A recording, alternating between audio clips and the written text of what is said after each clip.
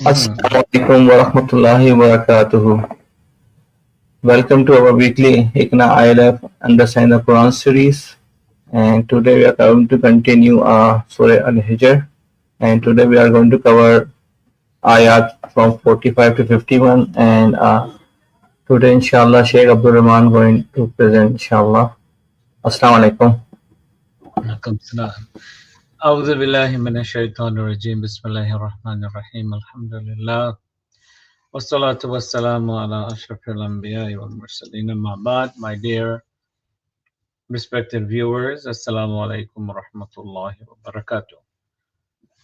So today, inshallah, we will be doing the tafsir of a few verses, and those verses are from 45 to 51 of Surah Al-Hijr.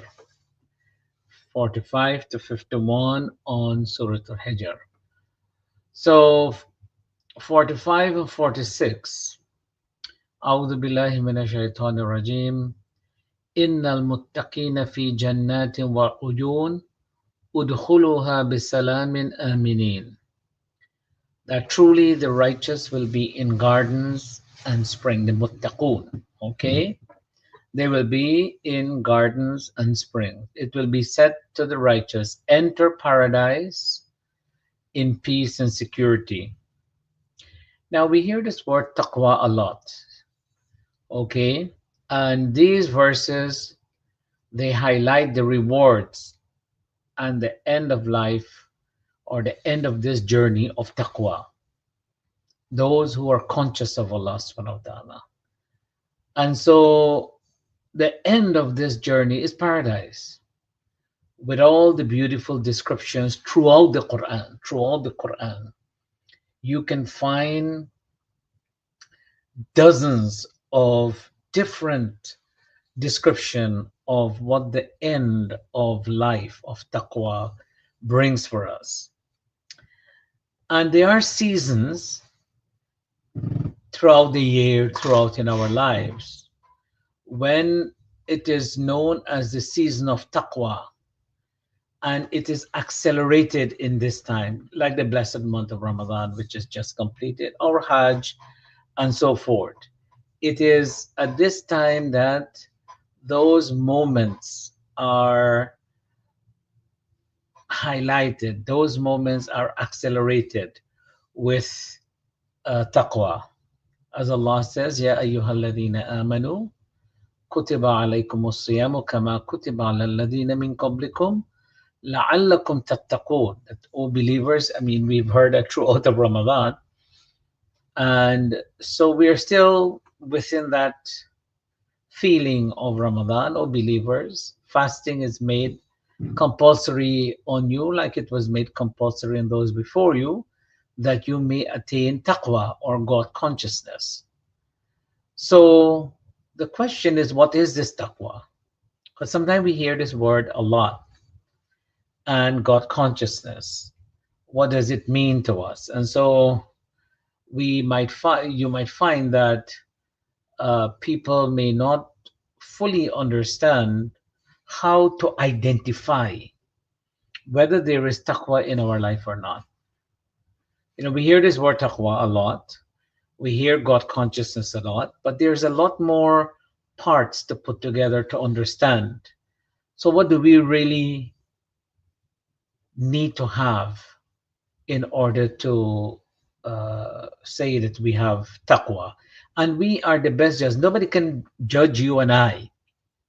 You see, the thing is, people like to use this word loosely, or think it is just a word that passes by, like iman.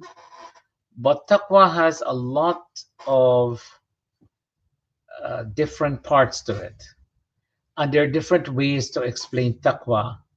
And when we put them together, we kind of see a big picture, the full picture ahead of us. And so I'm going to share some thoughts of what great scholars, tabi'in, and until we go back to the Prophet ﷺ, on what taqwa really is. And I want you and I to ask ourselves every time we see this description by great scholars, ask ourselves how much of that we have for taqwa. So Talq ibn Habib, he rahimahullah, he's a tabi'een. He says, إذا وقعت الفتن فأطفئوها بالتقوى. So when trials and tribulations arise, extinguish them with taqwa. Okay, so this is a general statement. So your question will be, this didn't explain taqwa, correct? So قالوا وما التقوى؟ قال هي أن تعمل بطاعة الله على نور من الله رجاء رحمة الله والتقوى ترك معاصي الله على نور من الله مخافة عذاب الله. So people ask him, so what is this taqwa? You tell us to, when fitan come, throw or out it with taqwa. So what is this taqwa? And so he said, taqwa, it is to act in obedience to Allah upon a light from Allah. So you're going to act in obedience, in carrying out the laws of Allah, in obeying what Allah commands us to do, hoping for the mercy of Allah. And taqwa is also to abandon disobedience to Allah upon a light from Allah, not out of your emotion or culture and customs. It is from the knowledge of Allah, a light from Allah, fearing the punishment of Allah. So you're going to obey Allah because it is something of knowledge, not what my people do and what this one does. So I'm going to follow any, person and think this is taqwa. It's not going to be an emotional moment. And you see, this Ramadan has become a cyclical, you go wrong in circles. Ramadan comes, it goes. Ramadan comes, we get a boost of taqwa. Ramadan goes, and that spirituality dips, it goes down. Sometimes it disappears with some people. And so that taqwa is that maintenance. Obedience of Allah is not only in Ramadan. Obedience of Allah is not in Hajj or when you're in Hajj. Obedience of Allah is not only when you feel like. Obedience of Allah is upon the light. That light is what Allah has sent in the Quran and the guidance of Rasul sallallahu alaihi wasallam. Hoping for mercy from Allah. So why am I doing it? I'm doing it. I want the mercy of Allah subhanahu wa ta'ala. This is what he explained as taqwa is. Abu Huraira, a man asked Abu Huraira radiallahu an about taqwa. So that was one description. The second description, as I said, we put all of these together and we'll get the picture, inshallah. So Abu Huraira radiallahu an said, someone said to him, have you, so asked him, what is taqwa? So Abu Huraira replied, have you ever taken a path full of thorns, like, those little shrub that pulls your clothes and so forth and can and injure you? Do you ever walk in that track? And the man replied, yes. And Abu Huraira then asked, what do you do when you saw the thorns, when you saw these things can hook you or poke you? What did you do? The man said, I would avoid them, I would step over them or carefully navigate around them. And so Abu Huraira radiallahu anh said, this is taqwa.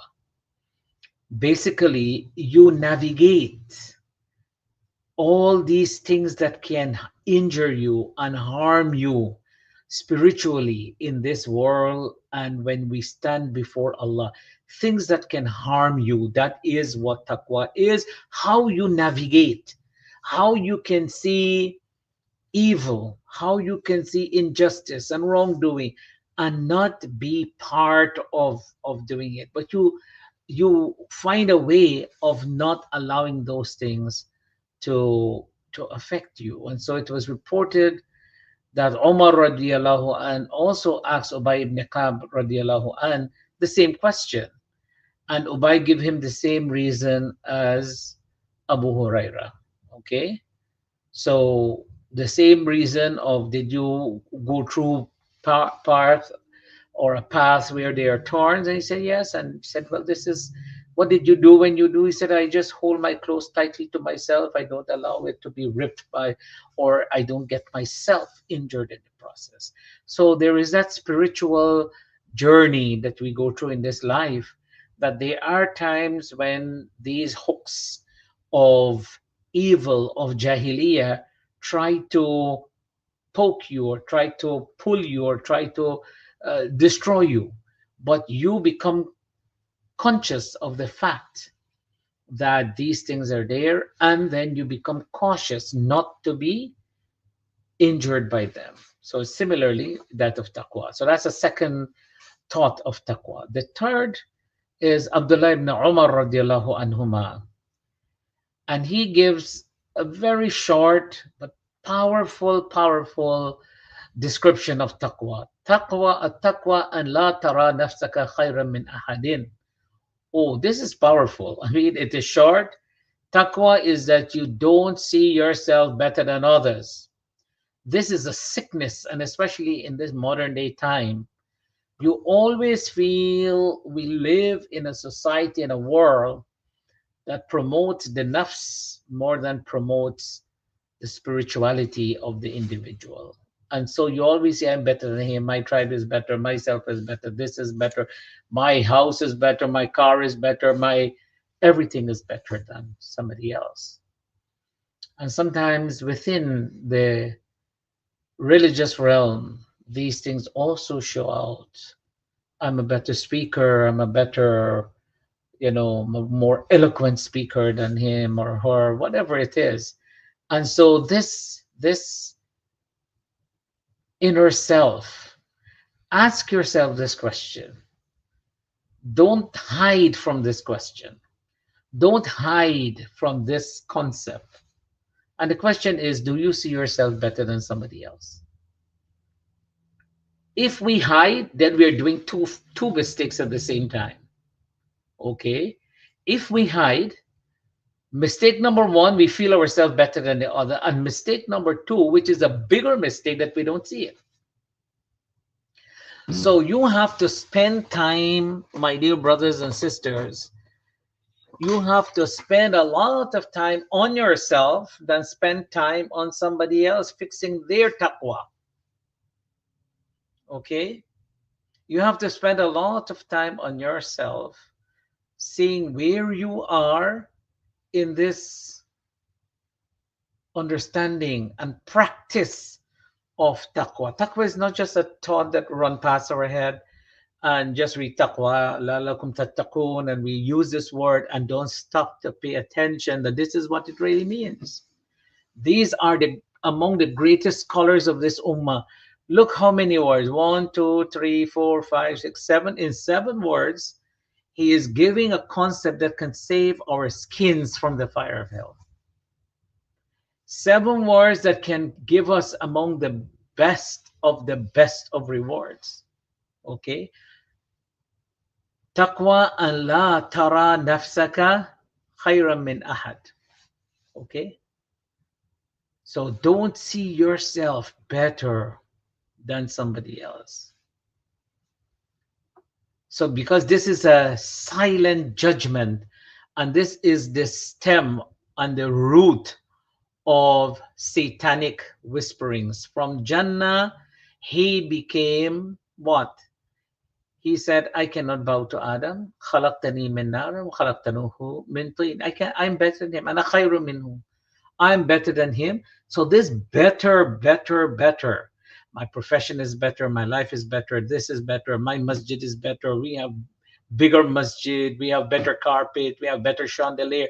We have better surroundings around us. We have better sheikhs in our masjid. So even in the spiritual realm, even when those areas where you ought to be humble as humble can be, we can find this kind of discussion or feelings.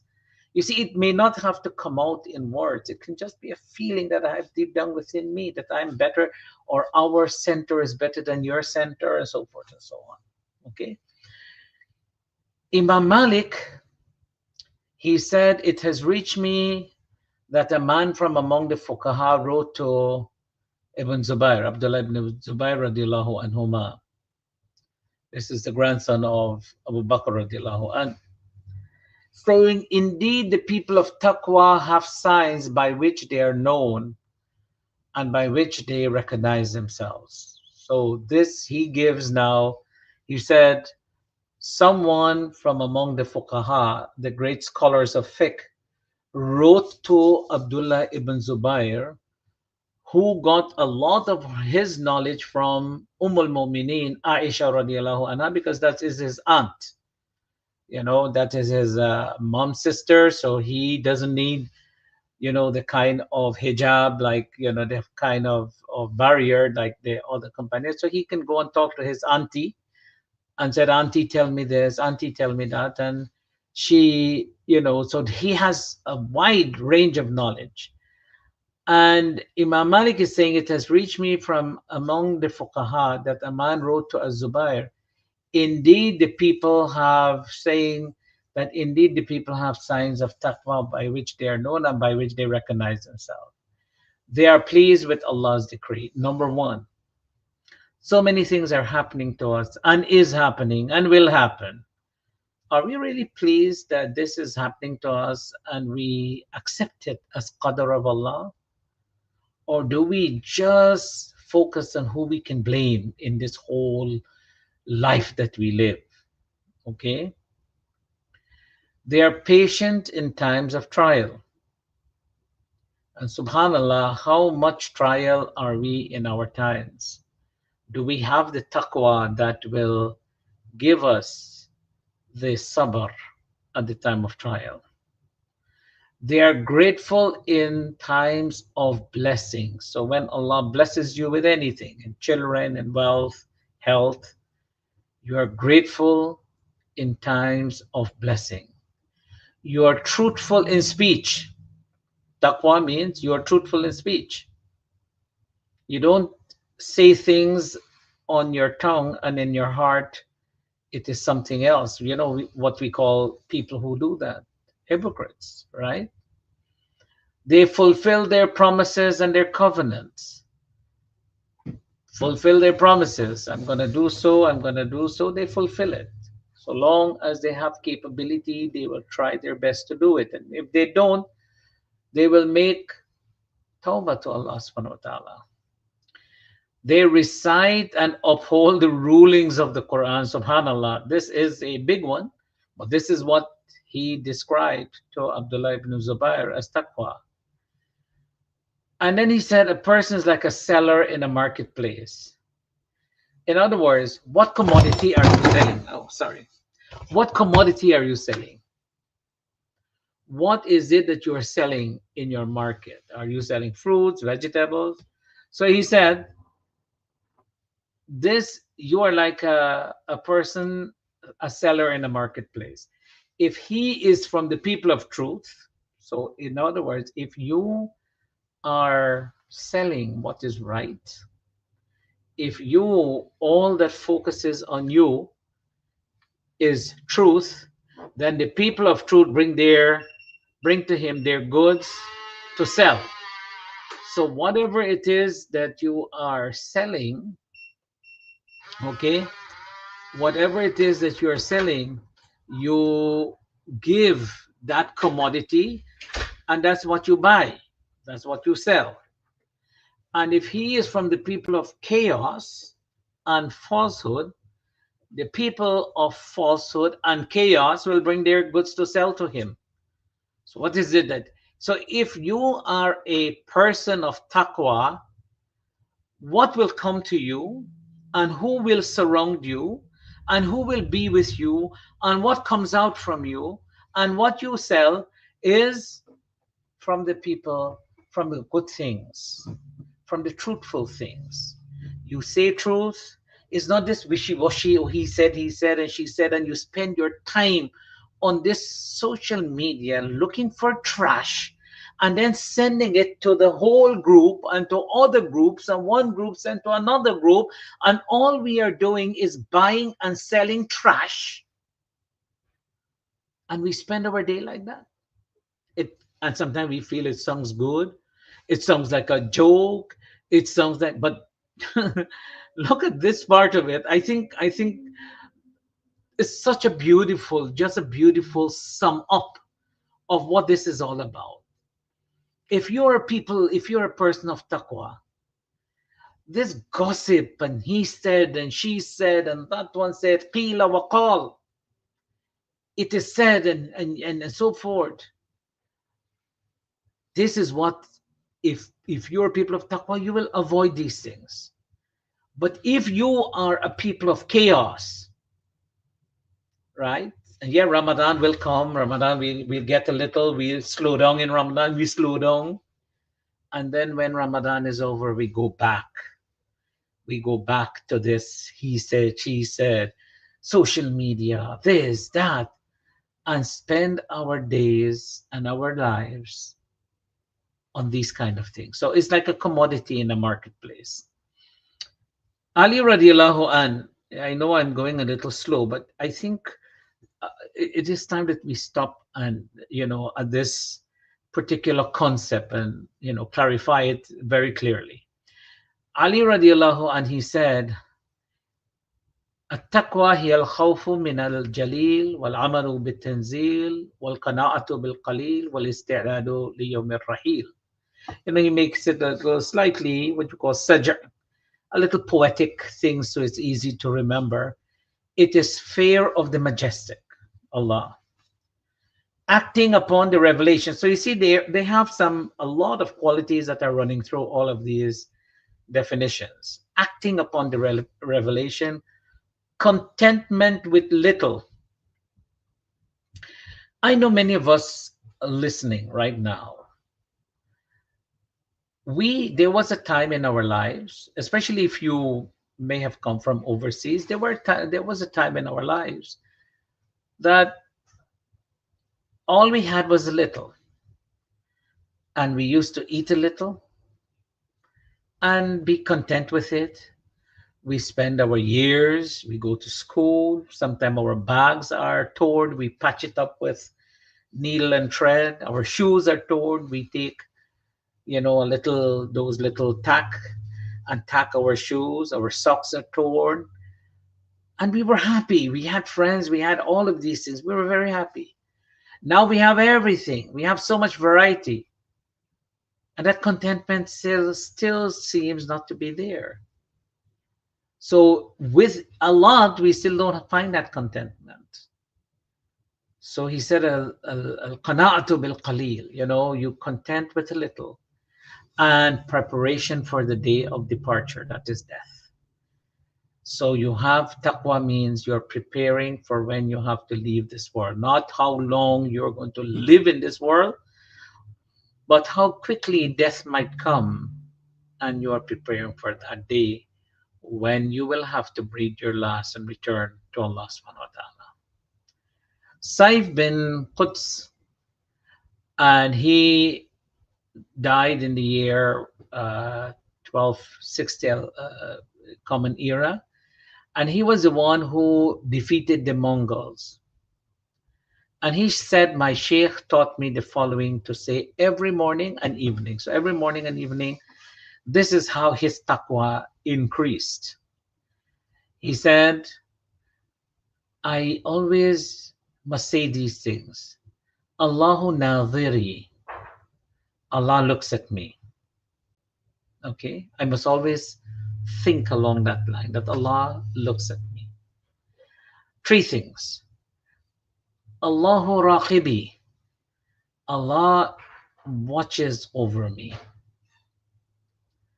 And Allahu shahidun alay. And Allah is witness upon me. Three things. Can you imagine these three things? Allah looks at me. Allah watches me with supervision. He sees me. He supervises me. and he's a witness upon me. Subhanallah. And with this, his whole life changed, a perspective that changed his life until he defeated one of the greatest army of his time, the Mongols. Okay. So what do we understand with all of these definitions? We understand that moving forward, it is something slow but steady. It's not so we improve by tiny increments each day, each week, it adds up. That as for those dramatic one and done leaps, like in the blessed month of Ramadan, this is not a lasting taqwa. This is a temporary taqwa. And temporary taqwa does not last, does not hold. Because temporary taqwa means it's high and then goes back low, high and goes back low. You're back to square one. Because taqwa is not something that it's not like a bank account that you will keep it till next year. No. As fast as Ramadan finishes, if it is not maintained, it goes down. It goes down back all over again. And so you're back to square one because all you did in Ramadan was to become conscious of this taqwa. And finally, the Prophet ﷺ said, again narrated by Abu Hurairah radiallahu an, in which the Prophet ﷺ said, and because of time, I'm going to skip the reading of it, but the translation, and this hadith is reported by Imam Bukhari and Muslim. Don't nurse grudge, grudge and envy of one another. Don't bid out in raising the price of your brother. Don't nurse hatred or enmity. And don't enter into a transaction when others have entered into that transaction with your brother, but be as fellow brothers and servants of Allah. A Muslim is a brother of a Muslim. He neither oppresses him, nor humiliates him, nor look down upon him. Taqwa is here, and he pointed to his chest thrice. It is a serious evil that he should look down upon his brother Muslim, like I'm better than you. All things of a Muslim are sacred for his brother in faith, his blood, his wealth, and his honor.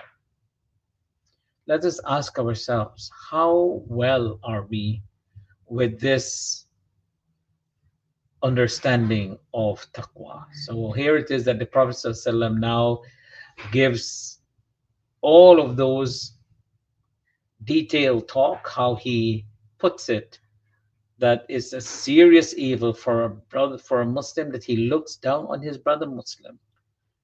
Okay, everything about him is sacred. A brother in faith, everything is sacred. His blood is sacred, his wealth is sacred, and his honor is sacred. How much of that are we maintaining? We should ask ourselves these questions.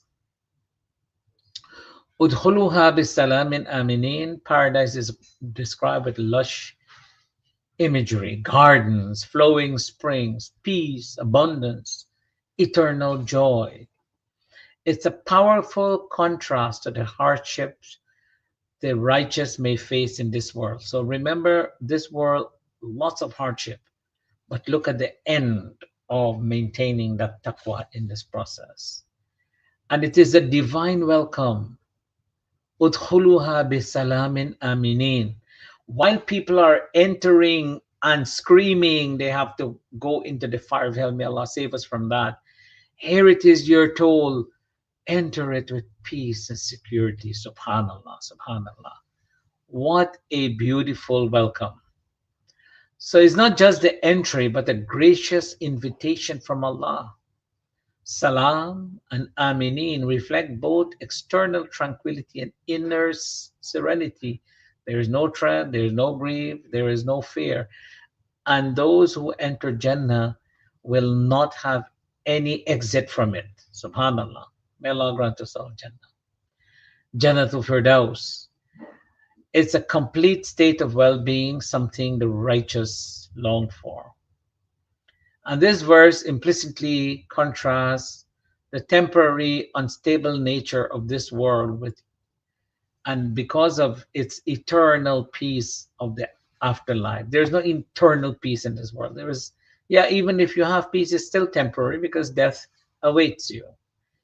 In a world full of anxiety, danger, and injustice, the reward for righteousness is total safety and honor granted by the Creator, Allah subhanahu wa ta'ala Himself.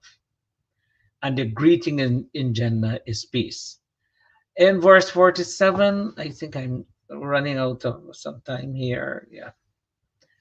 Um, وَنَزَعْنَا مَا فِي صُدُورِهِم مِّنْ غِلٍّ إِخْوَانًا عَلَى سُرُرٍ مُتَقَابِلِينَ.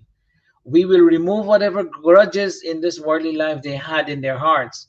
So they truly be like siblings as they face each other relaxing on couches. So Abu Umama said, لا يدخل مؤمن الجنة حتى ينزع الله ما في صدورهم من غل. That a believer will not enter Jannah until Allah removes any grudges he has in his heart for his brothers. So sometimes, we are good. We are good. Our brothers are good, or our siblings, or somebody, members, or family, friend, members of the community we go to.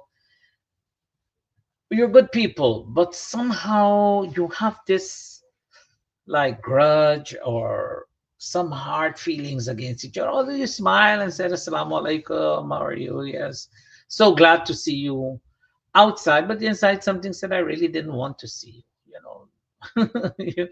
You can go quickly. um like I wish I didn't see you today, but still you're both of you are good people. So you have that kind of ghil in your heart. All of it will be removed before you. And so, in a hadith reported by Abu Sa'id al-Khudri, when the believers pass safely over the bridge, so there are two bridges now, okay? Pay attention, there are two bridges. The first bridge is the Sirat that goes over hellfire. May Allah save us from hellfire. And so, if the believers, they pass safely over that bridge, they will be stopped at another kantara, another bridge between hell and paradise. So that's when you come over the other side, there's another bridge you have to go over, where they will retaliate upon each other for injustices done among them in this world. So they might have some grudges or some thing they did to one another. And when they get purified of all their sins, they will be admitted into paradise by him in whose hand the life of Muhammad SAW is. Everybody will recognize his dwelling in paradise better than what he recognizes his dwelling in this world. So after that is removed, there is no more. So Jannah is all peace. So you see today in this world, we say Assalamu alaikum and then we start fight. People literally say Assalamu alaikum wa alaikum assalam. May the peace and blessings of Allah be with you. And you say, upon you be peace and blessings of Allah. And you are talking about peace, and then the next sentence is, you said so about me, I heard you say so, and fighting. So that's not peace. That's not real peace. Okay. Real peace is when we can say this and move into a phase that there is no more turning back with those insecurity. لا يمسهم فيها نصب وما هم فيها بمخرجين. This is so powerful. No sense of a fatigue will touch them there in paradise, nor will they ever be driven out. Subhanallah. So this is one of the things that once you enter Jannah, that's it. There's no coming out. Hellfire, there are people who, if placed in hellfire, may Allah save us from that, but after a time they can come out. If they have iman, they will come out. But once you enter Jannah, there is no coming out, because there's only hellfire. For those who disbelieve will remain forever, but for those who have iman, maybe they do some wrong, they spend some time, they can come out from that. Once they go to Jannah, there is no more coming out. So look at these few verses alone, how Allah describes there is Jannah, there's gardens, there is uyun, there is springs. Yadkhuluna bisalam, they enter into peace. aminin, in security.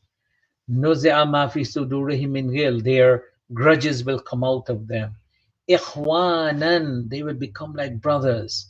عَلَى سُرُرٍ مُتَقَابِلِينَ, they will face one, they will not back each other. You know, again, in this world, you try to avoid someone, you turn your back so that they don't see your face. There you will sit on couches. Those couches are description in Surah Rahman, Surah Waqi, and so forth. Beautiful description. And they will face one another. Okay, they know fatigue, no harm will come to them, and it will be forever. So just these 2 3 verses, how much description about Jannah alone is inside. May Allah grant us all Jannah. Nabbi ibadi anni ana ghafur rahim wa anna azabi huwa al-azabul alim. Tell my servants I'm truly all forgiving, most merciful, and that my torment is truly most painful. So here it is. On one hand, Allah tells us He's Ghafur Rahim. On the other hand, He tells us that His torment is truly most painful. So a believer always has this hope in the mercy of Allah and fear of the wrath of Allah. If a person is only afraid of Allah, oh my God, I'm afraid of Allah, I'm afraid of Allah, life, then he gives up on the mercy of Allah. And Allah tells us He's a Rahman, He's a Rahim, He's a Halim, He's a Ghafur. So we are denying those names of Allah if we say, oh man, I commit this sin. You know, there are people like that. They commit a sin and they feel they're doomed forever. There is no mercy from Allah. So who, you know, how can you come and describe Allah that He's not going to forgive you when He tells you He will forgive you? Okay, that kind of notion also is it's one of those early medieval kind of concept of the, you know, existentialism kind of thing, that you're doomed forever, you're doomed. And if he only has hope in Allah, just hope, then he will increase in disobedience. Oh, I do whatever I want, and God is mercy, God is forgiving, and I can do whatever I want. No, a believer has to have this hope. It's like a two-wing on a bird. Okay, one side is hope, one side is fear. Fear. He can fly, and balance himself, and move forward. One side doesn't work. Whichever side injures, it cannot fly. Okay. And this reminds me that, you know, as growing up in a village, we have ducks, and ducks, once they get their wings, they like to fly out of your yard. Once they fly out of your yard and gone, then lo and behold, you don't find back your duck again. It's dinner in somebody's pot, right? So what we'll have to do ever so often, maybe once a month, you cut one side of the flat feathers so that they can't fly. They try to fly, but only one side. If you cut both sides, somehow they will find some energy to fly. But if you cut one side, the other side doesn't lift him up. Okay. So those who have ducks, that's one of the techniques you can use. Yeah. وَنَبِّئْهُمْ عَنْ ضَيْفِ إِبْرَاهِيمَ, and inform them about the guests, the angels who visit Abraham. So inshallah, next week, this is the last verse here. This actually should have been the next session. The details, the guests were angels sent by Allah, and they came to Prophet Ibrahim alayhi salatu wassalam, and they came to deliver some messages. So next week, inshallah, we'll be talking about that. May Allah bless all of us and save us from the torment of the hellfire, and enter us into this Jannah where there is uyun, where there is aminin, where there is no harm, no tiredness, no difficulty. We will remain in there forever, sitting on couches, facing each other, and removing all of that ghil and any grudges that we may have for one another in this world.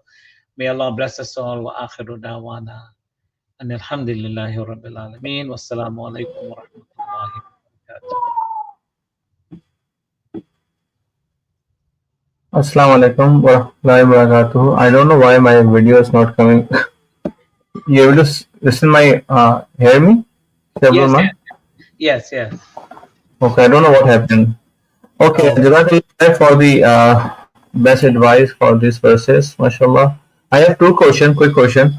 yeah. Uh, the first is in verses 45, describe my question about verses 45, that what changes should I adopt or we adopt in our life as we strive to become of the richest as described in 45, verse 45. Yeah, so we have. I think that's a very good question, Brother Ibtihaj. I would say the first and foremost, what we need to do is to take a stock of ourselves. Don't think about anybody else. Think about ourselves. Do we really have this taqwa in our heart? And let us be, if we can be truthful to ourselves, we will lie our way throughout this life, and it will only be coming back to harm us. So I would say that the first thing, if we can do a an analysis of who we are, where we are, do we truly have this taqwa, or again is it a cycle going around and back to zero, going around and back to zero? It has to be a launching pad that you keep going. It is something that you move forward with, not move forward and then drop, move forward and then drop. It has to go higher and higher till we return to our Lord. And that's why the Prophet said the best days, like, basically are the last days of your life. Words of that effect, or let your best days be the last days of your life, because what you die with, that's how you're going to rise up. So it can be this roller coaster. Taqwa is not roller coaster. And if we have a roller coaster life, let us be truthful that after Ramadan, I have a spiritual lowness, or it is there till mid Shawwal, and then it goes down back again. And then Hajj come back, it goes up back. I go for Umrah, it goes up back, then it comes down. If that's the cycle in which we live in, it's not a good cycle.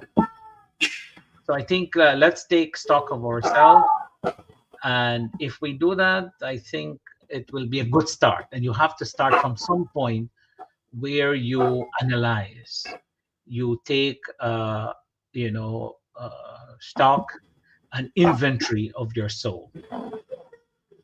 Yeah. Okay, inshallah. And the last question is, what do you think are the biggest challenges with breaking up the righteous children in America, and what is your advice for the parents? Yeah, so this is a big question, a huge question. It would require several sessions. But generally I would say that we have to build a home where they don't see this upside down, behavior. If we build a home where the social media, he said, she said, this one, that one, and children are left alone to defend themselves and however they do. So we must always have a good communication. I think a good communication with our children, um, whether once a week, sit with them, mother or father, sit with them, and both parents. You see what happens sometimes, father sits or mother sits, and the other side is not supporting. Again, this is like the one side, we talk about the bird, okay? You don't move it, you don't can't get anywhere. Both parents have to sit down. Maybe parents will sit and discuss. We need to talk to these children about taqwa, about life, what to expect from life, how to be truthful, how not to be hypocritical in life. I think if you can build that, take out the hypocrisy in the lives of our children, that dichotomy of being good in front of certain people and when you're away, it's okay how you behave. If they can minimize this dichotomy, that And that's why a lot of time, and being in Islamic schools, I can tell you for sure that kids do some really surprising stuff. And when you call their parents and say, well, your son did this, or your daughter did this, the first thing they say, oh, no, no, no, my son will never do that. My daughter will never do that. I've had cases where people come in and the child is saying, yes, I did it. I'm sorry, I did it. And the parents is saying, no, no, no, you couldn't do that. How? What kind of tarbiyah is that? When the poor kid, 14, 15-year-old kid is saying, yes, I made a mistake. And the parents say, no, you couldn't make that mistake. So we have to help them to be truthful. We have to help them to be truthful to themselves, between them and Allah subhanahu wa ta'ala, first and foremost. And once they're truthful between them and Allah, they will be truthful to anyone else in this world, and they will be very successful. People recognize when you play games with your character. People recognize that. So I think that's the best advice I can give you for now, Brother Tihaj. Jazakallah khair for today, tafsir, inshallah. I think that was the end of today's session. Inshallah, next week we will continue Surah Hijr and we will discuss ayah 52 to 60, inshallah, next week. And inshallah, we will continue the same tafsir program. Jazakallah khair to everyone for joining.